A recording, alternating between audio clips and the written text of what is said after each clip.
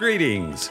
Welcome to the Daily Article Podcast for Thursday, June the 20th, 2024. I'm Chris Elkins, narrating today's daily article written by Denison Forum co-founder and CEO, Dr. Jim Denison. Hezbollah, the Iranian proxy that controls Lebanon, has attacked northern Israel nearly every day since October the 8th, when it joined the war in support of Hamas. It has fired more than 5,000 rockets, anti-tank missiles, and suicide drones at Israel's border communities. More than 20 people have been killed. More than 150,000 people have been forced from their homes along the border, and damage has been widespread.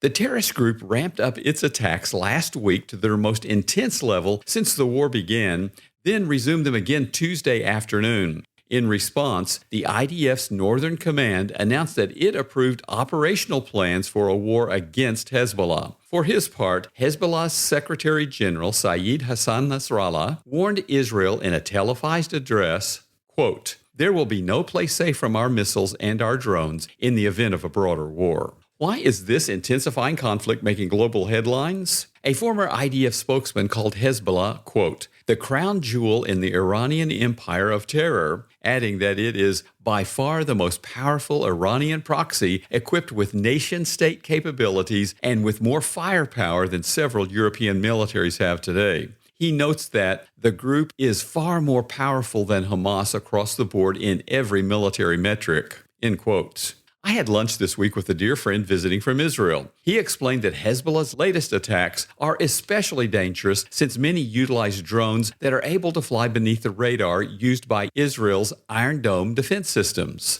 They can evade Israel's early warning systems and can be guided to civilian targets to inflict the maximum number of casualties and damage. If Hezbollah launches an all-out war with Israel, the IDF would respond in a way that would devastate Lebanon as well. Why then would Hezbollah's leaders want a war that can only harm the people they claim to serve? Why would the Lebanese people allow them to escalate such a self-defeating conflict? Hezbollah, meaning Party of God, is a Shiite Muslim political party and militant group designated as a terrorist organization by the U.S. and many other countries. Its 1983 manifesto calls for the destruction of the State of Israel and pledges allegiance to Iran's supreme leader. Its autocratic leader, Hassan Nasrallah, governs through a 7-member Shura Council and its 5 sub-councils. Hezbollah manages a vast network of social services that have been instrumental in garnering support for the party.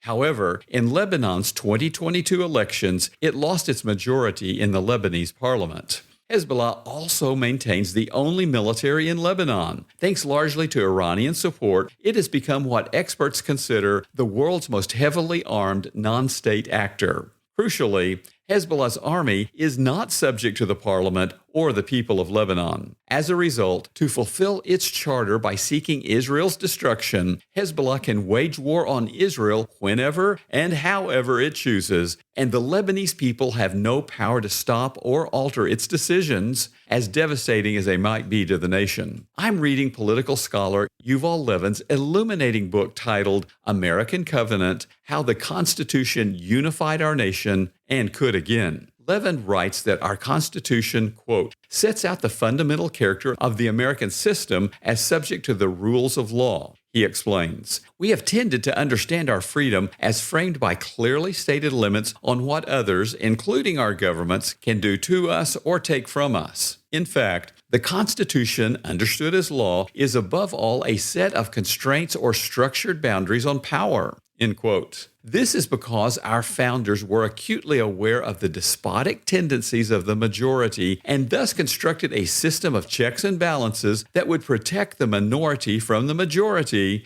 and the majority from itself. In this sense, according to Levin, the Constitution establishes a politics in which no one is in charge and, therefore, in some cases, everyone is in charge. In this system, unlike Hezbollah's theocracy, no president or other leader could declare war without accountability to the nation they purportedly serve. We have a direct voice in such monumental decisions through our system of governance. Here's the problem. Even the best legislative systems cannot produce moral people. According to Levin, to be a free people, we must be a people of civic virtue. He writes, "The character of the souls of our citizens and leaders matters immensely and is of great concern to the constitutional system. Our system of self-governance requires people who can govern themselves. However, fallen humans cannot reverse the fall.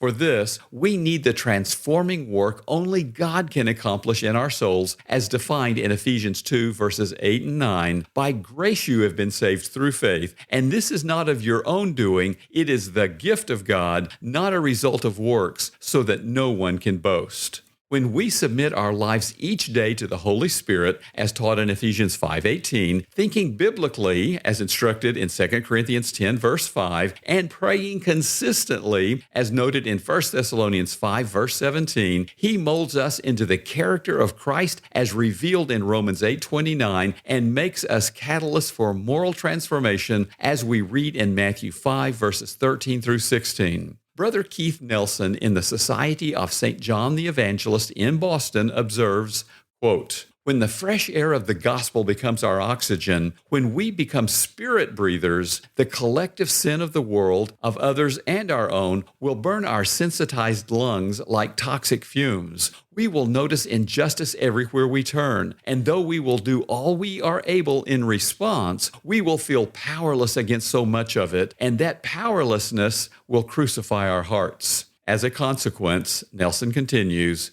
"we will know the hope of the resurrection from the inside through the mind of Christ. We will touch it with the hands of Christ. God's power to raise, to heal, and to save will flow through us because God will be our only lasting hope." End quote. Is God your only lasting hope today?